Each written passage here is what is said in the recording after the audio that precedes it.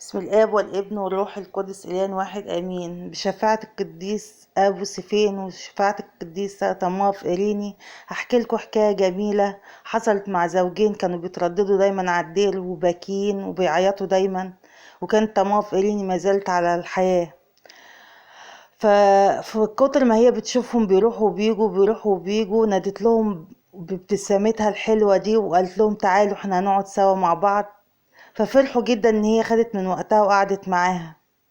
وبعدين قالت لها انا هسألك شوية اسئلة. قالت لها اسألي يا طماف. قالت لها ابو سفين معاه ايه؟ قالت لها يعني ايه معاه ايه؟ قالت لها فكري كده شوية هو معاه ايه؟ قالت لها معاه سيفين وحربة. قالت لها سيفين بس وحربة. قالت لها طبعا سيفين وحربة. قالت لها سيفين يعني ولدين وحربة يعني بنت. قالت لها بس انا نفسي في طفل واحد. قالت لها لا، ابو سفين لما بيدي اطفال.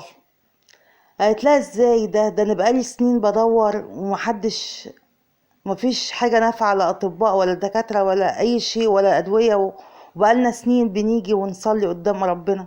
فقالت لها ربنا بشفاعة القديس ابو سفين اراد يفرح قلبك بطفلين وطفله. قالت لها يعني انا هيكون في بطني طفل واحد ولا اتنين؟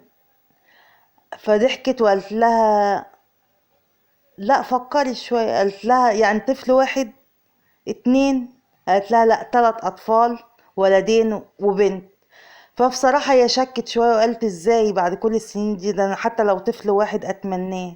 وفعلا جابت طفلين وفعلا جابت الطفلين وجابت طفلة تانية ومجدت الله في قديسين ابو سفين وطماف إيريني، وبركة صلواتهم وشفاعتهم تكون امام ربنا تشفع لينا ليكوا ولينا امين. المجد لله دائما ابديا امين. واذكرونا دايما يا رب في صلواتكم امين.